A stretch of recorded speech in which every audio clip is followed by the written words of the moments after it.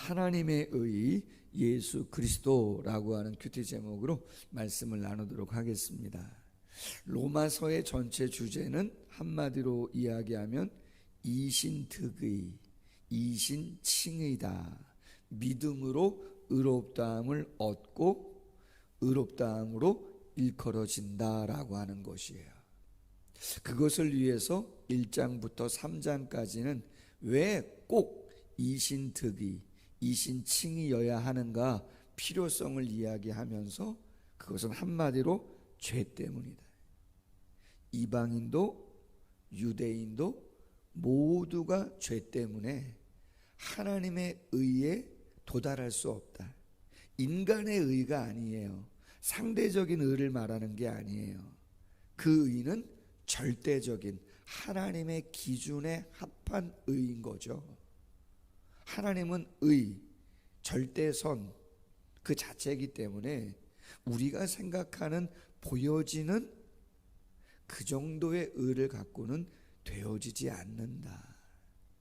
어찌 보면 아담과 하와가 죄를 범하고 나서 에덴 동산에서의 추방은 하나님의 긍휼이고 은혜일 수 있습니다. 왜요? 죄인이 어찌 하나님과 함께 살 수가 있겠어요? 죽음 그 자체일 수밖에 없는 것이죠. 하나님은 그 정도의 의와 선이시기 때문에 인간의 죄성을 가지고 함께 있을 수가 없다. 예를 듭니다. 4장에서 아브라함과 다윗의 예를 들었습니다. 많은 분량 아브라함의 예를 들죠. 아브라함이 언제 하나님께 의롭다함을 얻었느냐? 할례시냐? 무할례시냐? 할례라고 하는 행위 때문이냐? 아니다. 무할례시 85세 정도 되었을 때 하나님께서 창세기 15장에서 뭇뼈를 보라 말씀하시면서 너의 씨를 통해서 자손과 민족을 이루도록 하시겠다라고 했을 때 그가 마음으로 믿었다는 거예요. 그 믿음은 어떤 믿음이에요? 하나님의 약속에 대한, 하나님의 능력에 대한 믿음이라는 거죠.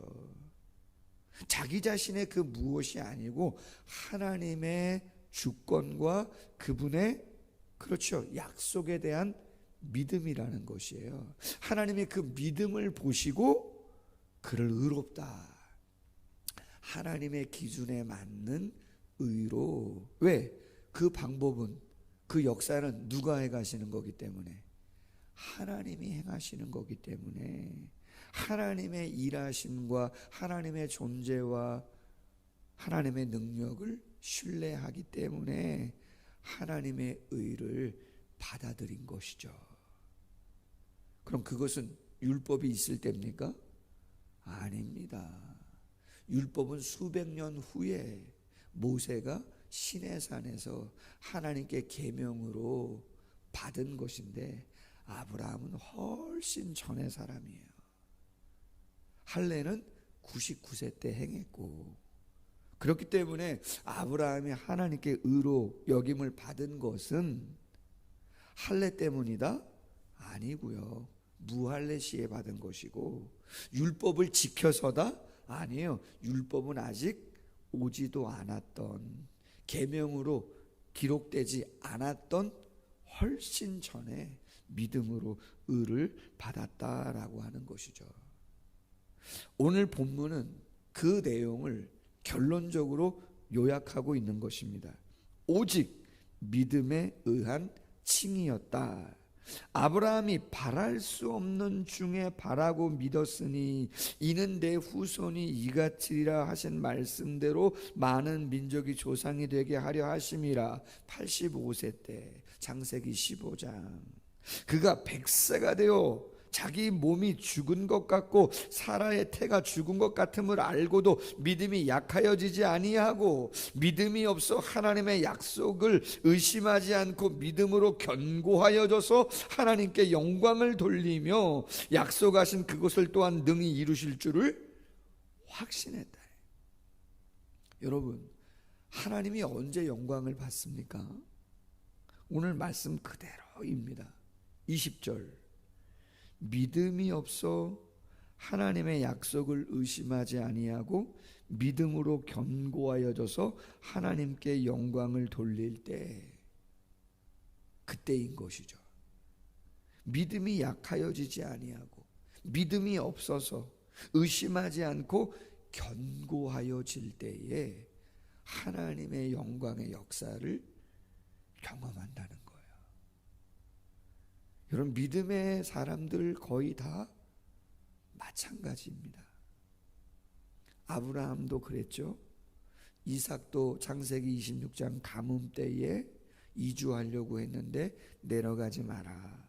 내가 네 아버지 아브라함에게 약속한 가나안 땅을 벗어나지 말고 감당하며 있어라. 안 내려가잖아요. 다 굶어 죽는데도 불구하고. 창세기 26장이 뭐예요?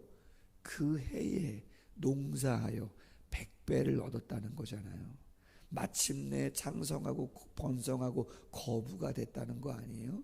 여러분, 마음을 얼마나 졸였겠어요. 여러분, 우리의 삶에 그런 거 얼마나 많아요.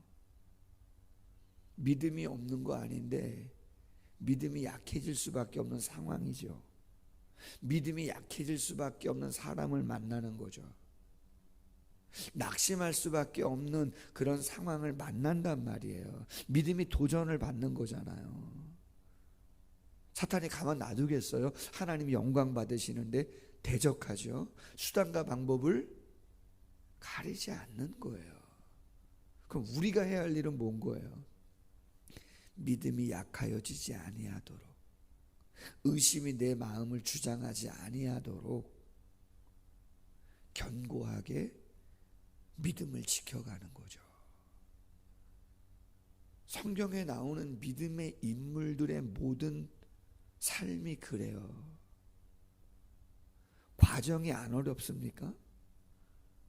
과정은 늘 힘들고 어렵게 돼 있어요. 만약에 여러분 생각해 보세요.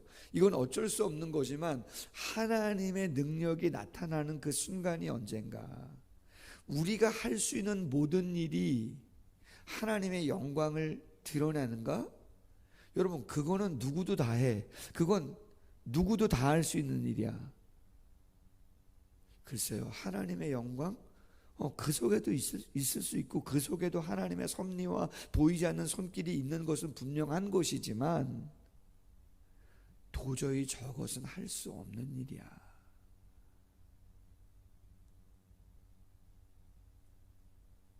그건 하나님의 능력이지, 하나님의 역사지. 그런 상황들이 언젠가를 한번 생각해 보시자는 거죠. 그렇다고 우리의 모든 인생이 하나님의 능력, 하나님의 기적, 하나님의 표적, 그런 것들로 채워질 수는 없어요. 하나님이 그렇게 인도하시지는 않아요. 그러나 우리는 알죠. 믿음으로 삶을 대하고 감당해야 된다. 하나님은 그 과정 속에서의 믿음이 약해지지 아니하고 의심에 굴복하지 아니하고 마음을 추스리며 성령의 능력을 구하고 하나님의 역사를 사모하며 바라볼 때에 하나님은 그 중심을 보시고 때가 되면 아브라함에게 이삭을 낳게 하시는 것처럼 이삭에게 100배의 열매를 경험하게 하시는 것처럼 우리의 삶의 그러한 시간을 감당케 하시면서 믿음도 성장하게 하시고 확신도 얻게 하시고 당신의 영광을 드러내시는 거죠.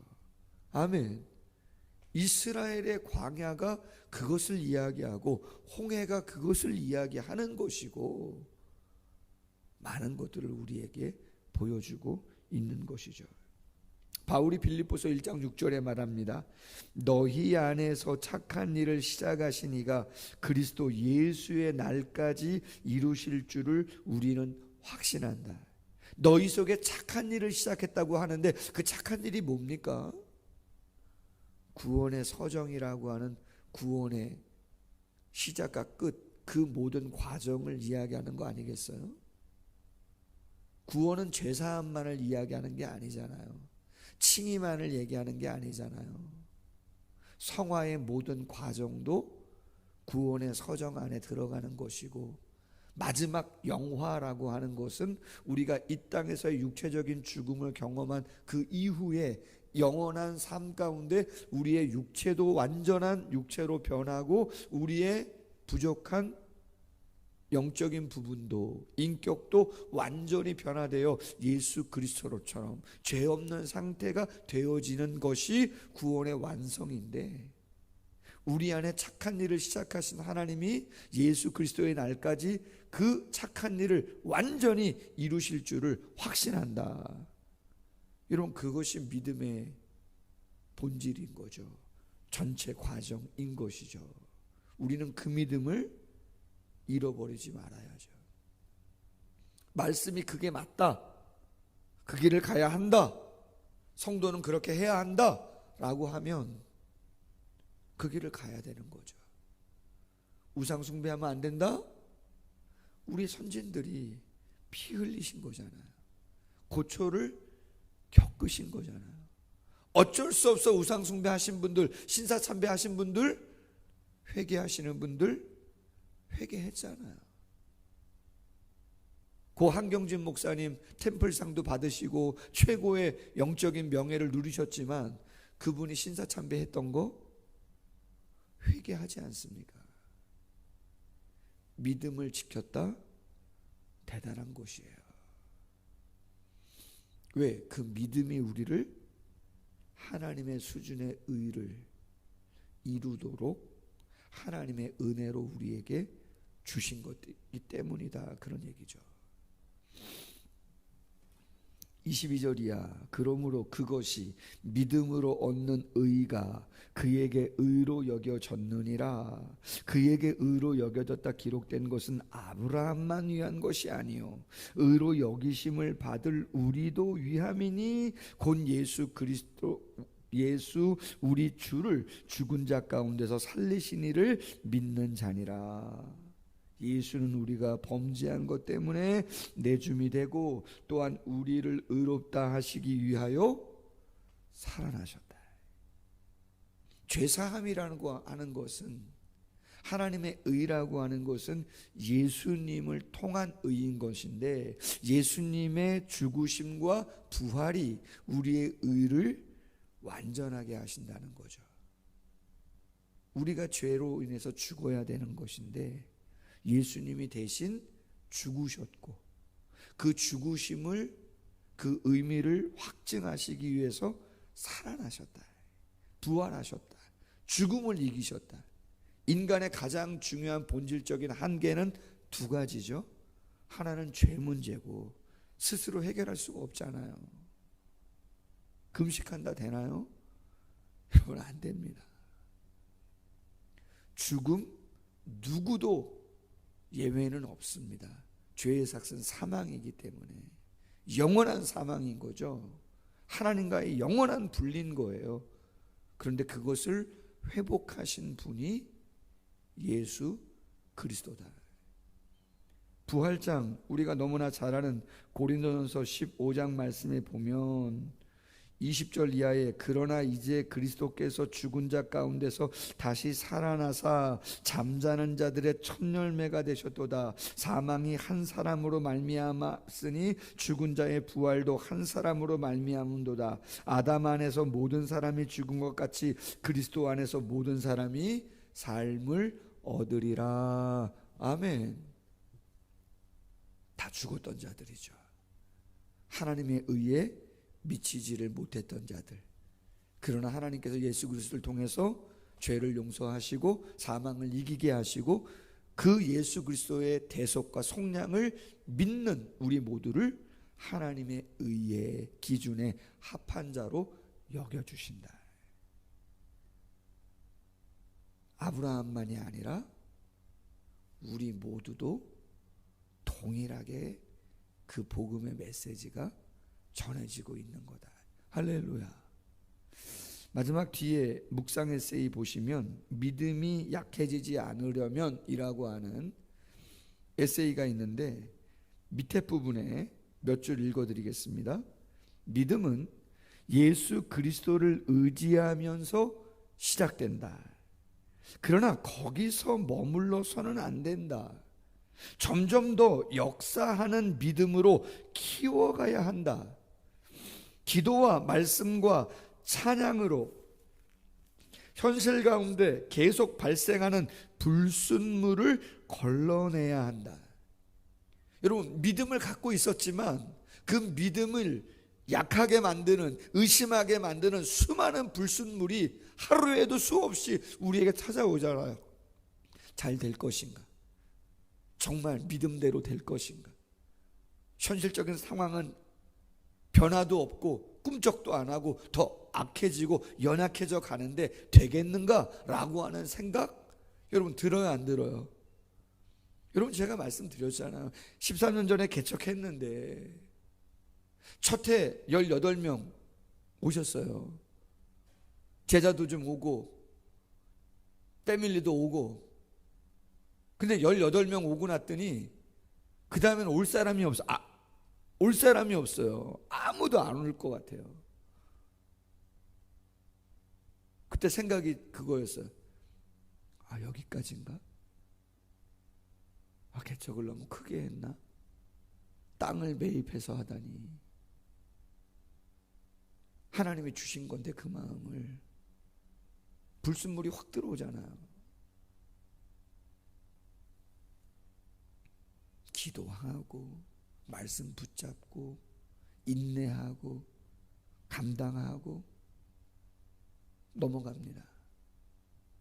30명 넘어가고 40명 넘어가고 50명 넘어가고. 50명 넘어가는 게 왜 이렇게 어려운지. 그때 또 무슨 생각 들어요? 여기까지인가? 진짜 여기까지인가? 자립 못하나? 그렇게 2년 시간 흘러갑니다. 감당해야 되는 거 있잖아요. 감당하면서 이 사람 저 사람의 이야기들, 수많은 상황 속에 그 믿음을 굳게 지킬 수 없는 그러한 불순물들이 우리 마음에, 내 마음에 얼마나 많이 찾아오는지. 믿음은 한 번 가졌다고 해서 되는 게 아니고 그 믿음이 약해지지 아니하도록 그 내 마음속에 찾아오는 불순물들을 끊임없이 제거해야 하는 과정을 당연히 거치게 돼 있어요. 넘어갑니다. 자립합니다. 그 다음으로 또 가는 거죠. 이사 가시고 코로나 오고 도전받죠. 코로나 감당하고 이 얘기 저 얘기 감당하고 내 안에 착한 일을 시작하시니가 예수 그리스도의 날까지 온전히 이루실 줄을 확신한다. 그 믿음을 지켜가려면 불순물들 제거해야죠.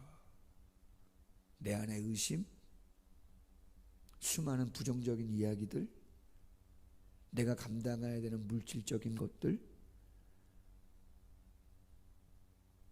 사탄이 가만히 있겠냐고요. 하나님 영광 받으시는 일을 위해서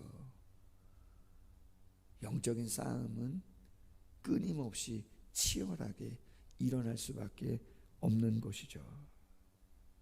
우리가 이렇게 믿음을 키워나갈 때 우리에게도 하나님이 아브라함에게 주셨던 복을 넘치게 주실 것이다. 어떻게 100세에 믿음이 흔들리지 아니하고 하나님의 영광을 경험하는가? 그 가뭄에 어떻게 식구들 생각하면서도 내려가지 아니하고 그랄 땅에 머무르면서 가나안에서 하나님의 100배의 축복을 얻는가? 수많은 갈등과 번민이 하나님의 복이 임하기 전까지 끊임없이 믿음의 사람들을 괴롭혔을 거라는 거죠. 우리의 애씀도 있겠지만 오직 믿음을 통해서 하나님의 역사를 경험하는 것이죠. 말씀을 맺습니다. 왜 믿음으로 의롭다함을 얻을 수밖에 없는가? 1장부터 3장 죄 때문이다. 우리의 행위로는 될 수 없다.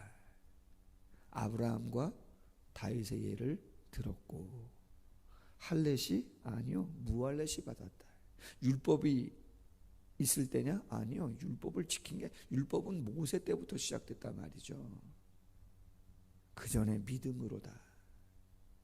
오직 예수를 믿는 그 믿음이 우리를 하나님의 영광과 능력을 경험하게 하는 것이다. 지금도 마찬가지. 아브라함만이 아니라 우리 모두에게도 동일하게 적용되어지는 거다. 믿음의 순전함을 오염시키는 불순물들을 잘 제거해 가세요. 그래야 믿음이 성장하고 하나님의 능력과 역사를 경험하게 되는 것이죠. 기도하겠습니다. 하나님 아버지, 감사합니다. 오늘도 당신의 말씀을 통해서 영원히 변하지 아니하는 진리의 복음을 묵상하게 하시고, 우리 안에 있는 의심과 수많은 불순물들, 믿음을 약화시키고 방해하는 것들, 하나님이 영광을 드러내시길 원하시는데 인내하지 못하고 흔들리는 모습들, 다시 한번 말씀을 붙잡고 묵상하고 담습니다. 하나님이 역사하셔서 그 과정 속에서의 어려운 것들을 잘 감당해 나아갈 수 있도록 은총을 베풀어 주시옵소서. 우리의 약함과 부족을 누구보다 잘 아시는 당신이온데, 우리가 믿음 지키려고 몸부림치고 애쓸 때 주께서 긍휼 위에 긍휼을 더하여 주시고, 그 믿음의 몸부림을 보시고 하나님께서 때가 되매 하나님의 역사와 능력이 경험되어지는 응답의 역사를 이어가는 우리 모두의 삶이 되어질 수 있도록 함께하여 주시옵소서. 감사하며 예수님의 이름으로 기도하옵나이다. 아멘. 계속해서 기도하겠습니다.